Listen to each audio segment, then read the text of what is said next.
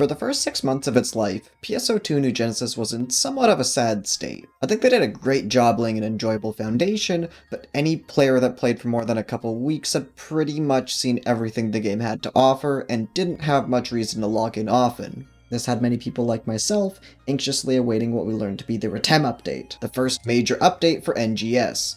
And with this update now being out for a few weeks, I want to take a closer look at the game overall right now with everything that's been added. For my background, I've put over 400 hours into New Genesis since its launch last June. NGS is also the first and only MMO I've really put time into, so please just keep that in mind during the video.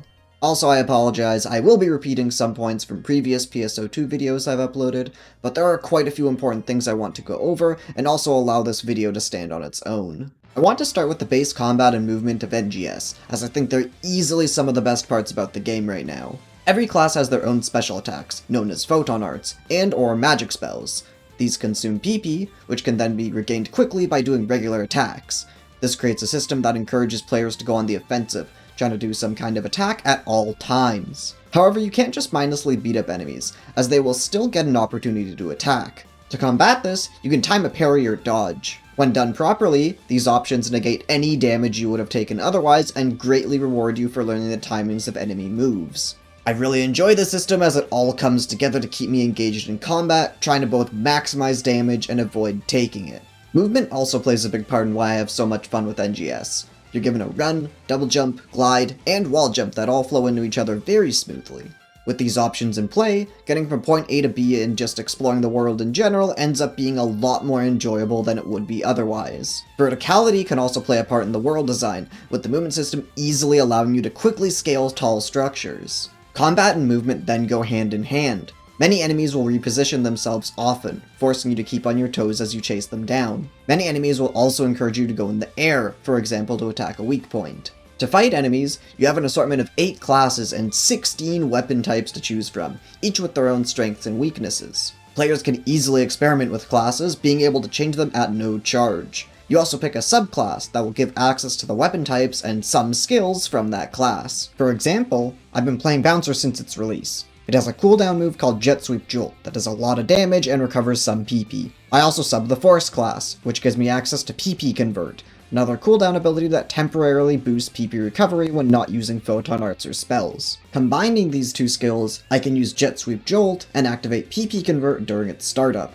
letting me deal a lot of damage to enemies and get a ton of PP back. Weapons can be combined into a multi-weapon, putting both types of movesets on a single weapon. Back when I played Braver, I multi-weaponed a katana and twin daggers. This allowed me to gain a lot more mobility due to the twin daggers' normal attack and parry follow-up chasing down enemies, while still keeping the combo-based photon arts and their auto guards that I loved so much about the katana. These systems are great for helping you customize your character to how exactly you want them to play. Your class or weapon can gain abilities that they wouldn't have otherwise, or maybe even have a weakness covered up.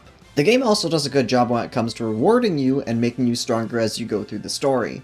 Along with just leveling up your character, there's upgrading your gear, adding augments, unlocking new skills for your class, and more. With so many methods to make your character stronger, it's easier to feel like you're being rewarded often and are always growing as you make your way through the story. The part I mentioned with unlocking new skills is done through the game's Cocoon structures, which transport you to some kind of mission similar to Breath of the Wild's shrines. These usually focus on killing enemies, some kind of get-to-the-goal type challenge, or sometimes even a combination of the two. After completing one, you're rewarded with skill points that can unlock new class abilities. The Cocoons in the Retem region also feel like a really nice upgrade from the ones we got at launch, and it really makes me look forward to how these challenges are further expanded in future updates. The new class abilities you get from completing these can vary a lot. From new moves, buffs to current moves, passive buffs, manually activated temporary buffs, and more, these all add additional layers to combat and help you get the most out of your class. While you complete some of the Cocoons is most likely also when you'll be exploring the world for the first time,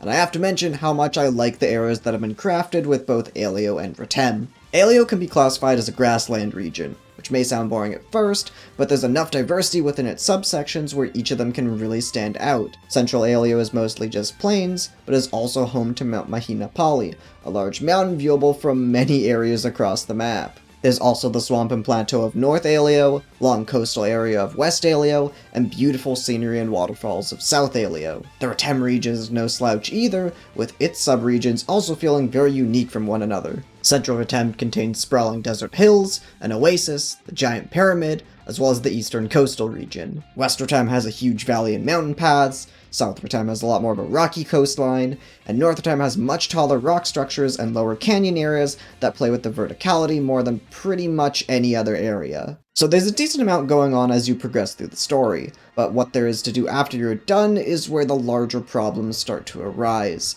NGS is severely lacking in things for players to do in the endgame. The three main things you can do at this point in the game are urgent quests, fight Gigantix enemies, and do the Retem Devastators quest. Urgent quests spawn at set times and allow you to take on a mission in a group of 8. In the current endgame, there are 2 urgent quests to accept. The first has you follow a linear path through North Retem's canyons while killing waves of enemies. This ends with a boss fight against Dustelvera, a guitar-wielding giant that I enjoy fighting for the fact that it feels like it's constantly keeping me on my toes with its varied attacks you need to dodge. It's based on and shares many attacks with Dustelhammer, a boss fightable outside of urgent quests, though it does have a unique phase where you can only strike the guitar as you try to avoid a barrage of projectiles and spikes. The enemy wave section could also be enjoyable, with its varied enemy types and their spawn locations being spread across the ground, walls, and structures of this area of North Retem. The other endgame urgent quest pits you against Dustelvera, a souped-up version of the Chapter 2 final boss. It's an enjoyable fight that, like Dustelvera, greatly rewards you for learning the timings of its attacks. However, besides the health and damage buffs, I'm honestly not that sure how much this boss differentiates itself from the regular version you fought during the story, and subsequently in one of the region's battle zones. I'm not claiming they have the exact same movesets, but that I genuinely don't know what's different about the fight specifically in the urgent quest besides its health and damage. While I enjoy these 2 missions, they can quickly start to feel repetitive. These are some of the few pieces of content you can only do in the endgame, and the fact that there's only 2 means you can easily find yourself doing them over and over. The Aelio region has its own set of urgent quests that you'll probably find yourself doing before you're strong enough for the Retem ones, but these unfortunately don't help with the problem. By the time you can take on Retem's urgent quests, you'll be too powerful to feel much of a challenge if you try to go back to do the Aelio urgent quests. Combined with the fact that Retem's urgent quests drop higher tier loot, players are tunneled into doing the same 2 missions every time an urgent quest is available.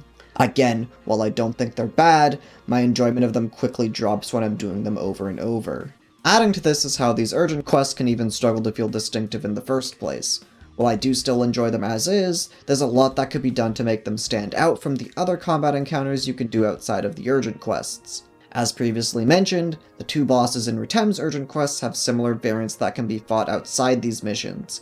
Enemies suffer the same problem, with all the ones you fight before Dustelvera also being encountered in the main world. The arenas for these fights don't help either, being sections of the overworld walled off and turned into their own combat arenas. This last part makes sense in the context of the story and why these urgent quests are happening, but is another reason why these 2 endgame urgent quests struggle to feel special to me. One of the most obvious ways to fix this is having more unique enemies and areas for these urgent quests, however I'm sure Sega can come up with more ways than just that. Next on the list for endgame content is Gigantix Enemies. These are reskinned versions of regular boss enemies, except their HP is cranked up a ton and their attacks do a little bit more damage, ultimately feeling like a very cheap way to add difficult content to the endgame. The incentive to fight them is because they have a chance to drop some good augments and equipment. If you're looking for a specific piece of equipment, you'll be forced to fight the same one over and over. Not all Gigantix enemies have the same loot tables, so if you're trying to get one of the coveted relic weapons of a specific weapon from them, this means you can't even diversify which Gigantix you choose to fight. For example, if I want the relic weapon for the jet boots, I'll have to only fight the Gigantix Calcundo, since it's the only Gigantix that will drop them. The greatly increased health and damage does step up the challenge from the non-Gigantix versions of these enemies, but when 31 other players are fighting the same enemy, you're not given too much incentive to play that well. Similar to urgent quests, these have a problem where they can start to feel repetitive very fast, and don't easily stand out from fighting their non-Gigantix equivalents. Pretty much the last thing relegated to the endgame is the Retem Devastators quest. It'll have you and 3 others fight 5 Gigantix enemies in a row, as you do your best to beat them within the 20-minute time limit. This time limit is actually pretty tight, which really encourages you to optimize your build and try to get in as much damage as possible when you can. Players are also highly encouraged to know enemy attack patterns due to the fact that Gigantix enemies will easily 1-2 shot most players, and healing items are limited. Team composition comes into play as well, as once again because of the time limit, you'll need everything you can get. Ranger applying weak points, AoE healing from Force or Tector, and magic to down the bosses are a handful of examples of extremely useful support skills you'll want to have. While I said before that Gigantix enemies were cheap reskins, Retem Devastators is one of the most enjoyable pieces of content NGS currently has to offer. Unlike fighting Gigantix enemies in the overworld, you have a lot more of an incentive to play well here, and it can feel incredibly rewarding when you manage to successfully overcome and defeat the most difficult piece of content available in NGS. Which makes it all the more painful to mention, I don't think it's great as long-lasting content. In order to take on the quest, the party leader must use 5 Retem purple triggers. This means sometimes being able to take it on for free if you have a friend, but if you're queuing solo, it means you're coughing up the triggers yourself. These items are too rare and cost too much on the player market where I can't really say there's something you can do often. It can be a very fun challenge for players to take on in the endgame, and the cost for entry is understandable due to the various rewards that can drop, however it doesn't do much to help with the lack of endgame content. Alright, so after I started editing this video, there was a headline for the game which, if you don't know, is like a Nintendo Direct E3 type thing where Sega goes over upcoming content for NGS. I'm not going to talk about everything they went over, I do have a separate video you can watch where I do that, but I want to address some of the new pieces of content mentioned and how the lack of endgame content may or may not be affected by it. The level cap is being increased from 35 to 40, and Aelio combat sectors, urgent quests, and Aelio Devastators will have rank 2 versions with enemies scaled up for level 40 players. Take what I'm about to say with a grain of salt because they're technically not out yet, but I highly doubt these will fix anything. I will happily eat my words if it means the game quality will get a lot better, but these seem to be taking things we're doing in Retem right now and just making us do them in Aelio. This also isn't even going to be brand new content, it seems like the same content players are doing before Retem came out, just now we're going to be level 40. I will mention I do think the 3 Aelio urgent quests do have more variety than the 2 Retem ones, however that difference isn't major and repetition can still feel like a problem. Again, I hope these additions do improve the game, but I can't see them addressing the lack of endgame content NGS is currently afflicted with. However, the one piece of upcoming content that could help is the Dark Falls urgent quest coming on February 16th. Unlike previously mentioned urgent quests, this Dark Falls mission looks like purely unique content with the Dark Falls boss being completely new. It'll most likely be mixed in with the rank 2 Aelio urgent quests as the ones endgame players will do the most often, but it should help with the variety. I can't see it completely fixing the issue of not having much to do in the endgame, but at least right now this seems like the most promising addition in the headline. They also announced a new 5-star weapon series that's apparently on par with the relic weapons while being easier to obtain. This means players won't have as much of a reason to try and go for specific relic weapons. I don't think this suddenly makes Gigantix Enemies amazing content, but should help to make them feel less repetitive. It will still be a bit of a grind if you're trying to get the rarer augments they drop, but if there's less incentive to get the relics, that means you'll be able to more easily diversify which Gigantix you choose to fight. Okay, headline content section over, back to the original script. Sega has tried to fix this a bit with special seasonal events, but these haven't really added up to much. Happening roughly every 2 months, enemies will drop seasonal points that can then be used in a special shop to get elemental weapons, unique cosmetics, augments, and more. During the seasonal event period, you're also given a couple extra dailies and weeklies, though these aren't very substantial and don't do much to differentiate themselves from the recurring missions you'd be doing anyways. The same goes for the entirety of seasonal events in general, not really adding any meaningful content, though because seasonal points will be gotten anyways if you're just doing your dailies and weeklies, they do provide a nice incentive to log in. Speaking of incentives to log in, I do think NGS at least gives players decent rewards to collect and goals to complete as they do their dailies and weeklies. Firstly, there's the Mission Pass.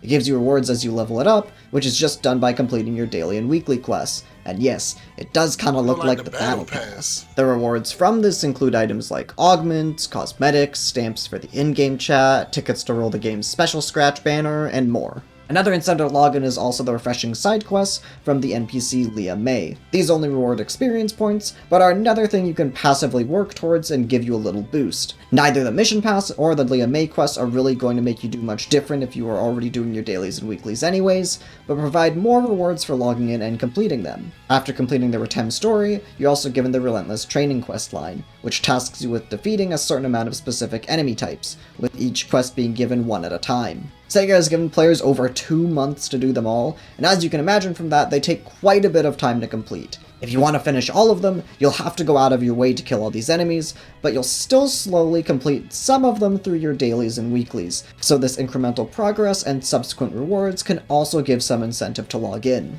NGS then has daily respawning loot. There are alpha reactors in Aelio and stellar fragments in Retem, both of which can be sold for quite a bit of money. In South Retem there's also photon scales, only 5 of which spawn each day and are used in crafting and upgrading some of the higher tier equipment. Between all these tasks to work towards, items to collect, and various rewards, I think players at least have a decent incentive to log in. There are still a few other problems with the game I want to go over. While not as urgent as the lack of endgame content, there's still aspects I have issues with that I hope can eventually be improved. First up is the PSE Burst gauge.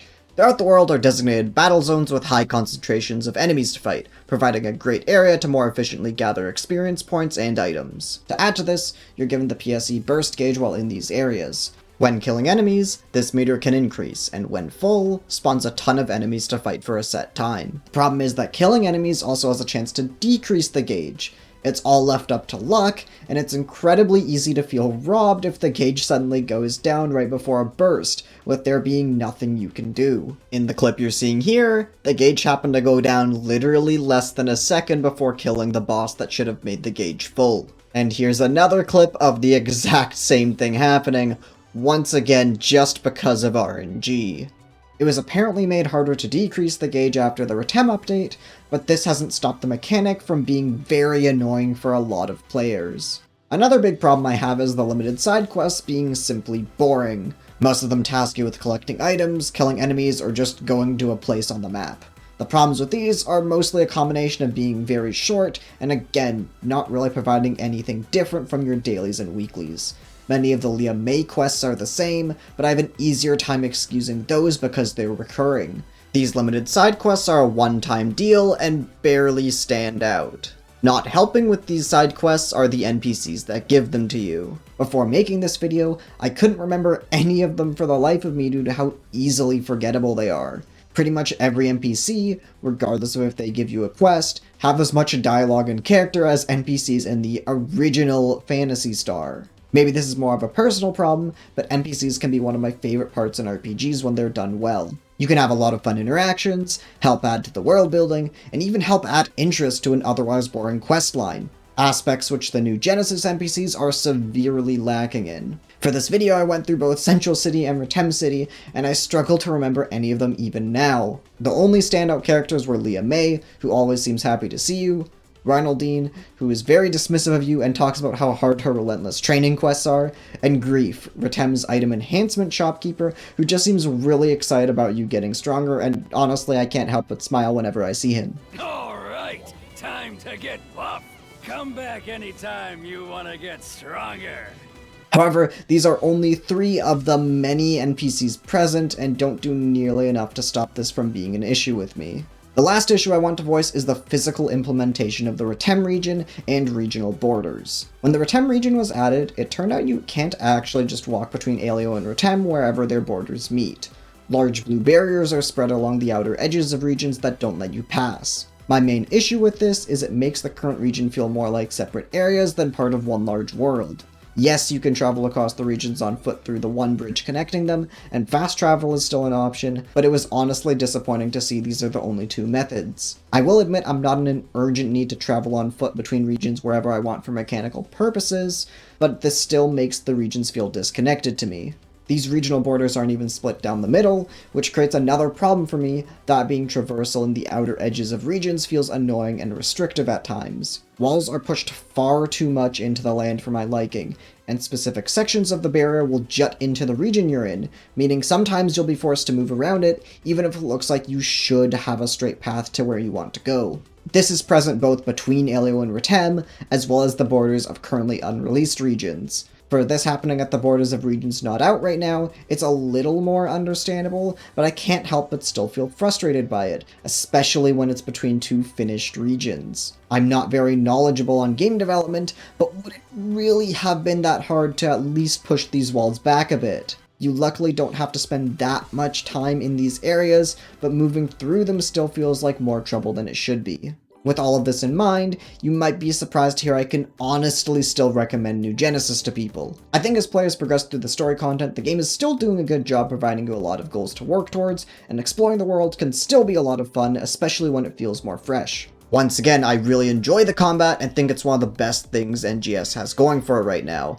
And of course, the game is free and not too difficult to get into, meaning it's a lot easier to at least just try out. While the endgame is lacking, I think people can still have a lot of fun as they work their way there. And if the current endgame understandably isn't enough to keep you around, you can easily take a break and wait for more content to be added. So what's the future of NGS looking like? Well, if the community's general opinion for the game wasn't made clear early on after so many people dropped the game, it was made very apparent after a feedback survey last October showed just how dissatisfied people are.